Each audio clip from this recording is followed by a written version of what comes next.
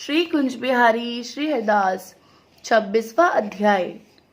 विप्न धनीश्वर पाप में करे चर्म व्यापार, कार्तिक का स्नान लग हुआ उसका उद्धार। श्री कृष्ण बोले, पहले उज्जैन में कोई धनवांश्वर ब्राह्मण रहता था। वह अपने कर्मों को नहीं करता था। पापी और दुष्ट बुद्धि थी उसकी। रस कंबल चर्म का व्यापार करता और झूठ बोलता। चोरी वैश्या सुरापान इसको करता और उसका चित्त दुखी रह जाता था।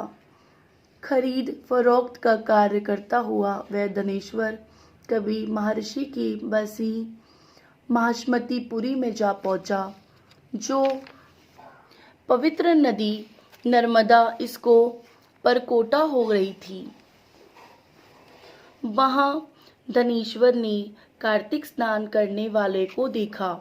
1 महीना निवास किया। बिक्री के लिए नर्मदा के किराने घूमते हुए उसने स्नान करना, जप और पूजन करना शुरू किया।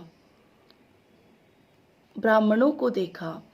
कोई पुराण पढ़ रहे, कोई सुन रहे, कोई नृत्य और गाने बजाने में मस्त रहे, कोई विष्णु की मुद्रा में अंकित है और कोई तुलसी माला पहन रहे। ऐसा देखा। नित्य वहां घूमता तथा वैष्णवों का दर्शन और भाषण सुनना करता था। इससे विष्णु के नाम का बोध हुआ। इस प्रकार महीने भर ठहरकर उसने कार्तिक के उद्यापन की विधि को तथा भक्ति सहित भगवान के जागरण को देखा। पूर्णमासी के दिन ब्राह्मणों गौ इनका पूजन, कार्तिक स्नान किए, मनुष्य को दिए गए भोजन दक्षिणा को देखा। फिर सायंकाल के समय मनुष्य ने शिवजी की प्रीति के लिए दीपदान किया, उसको भी देखा।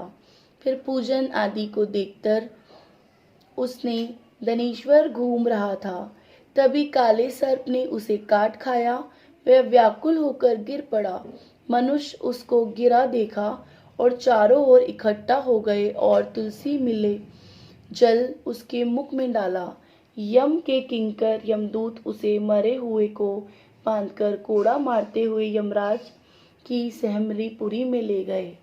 चित्रगुप्त ने उसके सभी बुरे कर्म यमराज को बताए कि इसने अपने जीवन में कोई सुकृत नहीं किया। इसके दुष्कर्म को वर्ष भर में भी नहीं कह सकता हूँ। यह दृष्टि पाप की मूर्ति है, इसलिए कल्प तक यह नरक में निवास करे। श्री कृष्ण बोले, वह यमकाल और अग्नि के समान रूप दिखाता हुआ अपने सेवकों से क्रोध के वचनों से बोला, हे प्रेत प्रतियों, इस पाप स्वरूप को मृगनंद मरो से मरते हुए कुंभवापक नरक में डालो। मृगदरों के लगाने से उसका सिर फूट जाएगा। फिर धनेश्वर को प्रेतपति ने तेल के औटने जिसमें शब्द हो रहा है ऐसा कुंभ पाकर नरक में डाल दिया गया, किंतु उसके डालने से अग्नि शीतल हो गई, जैसे प्रहलाद को डालने से अग्नि शीतल हो जाती है।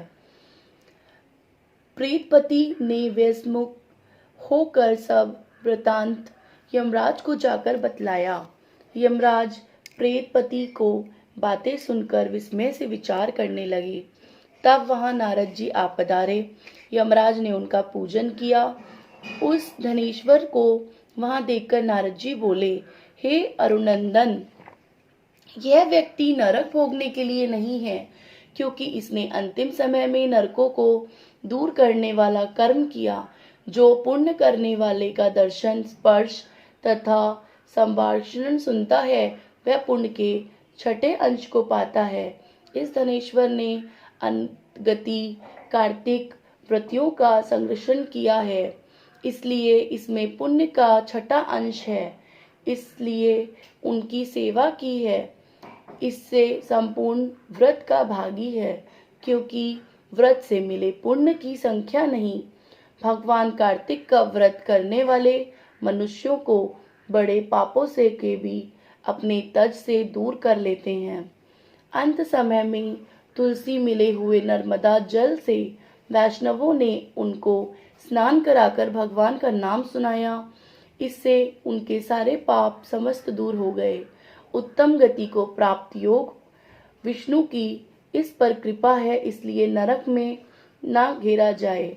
जैसे गीले और सूखे पापों से नरक मिलता है, ऐसे ही अच्छे कर्मों से स्वर्ग मिलता है। इससे यह धनेश्वर यज्ञ योनि पाकर पाप भोगों और दिखाने वाले सभी नरकों को देखकर मुक्त होकर पावे। श्री कृष्ण बोले। यह कहकर जब नारद जी ले चले, तब उसके पुण्य मालूम होने पर यमराज ने दूतों के द्वारा उस धनेश्वर को सब नरक दिखाने के लिए फिर बुलाया। इसी भांति 26वां अध्याय समाप्त होता है। श्री कुंज बिहारी श्री हरदास।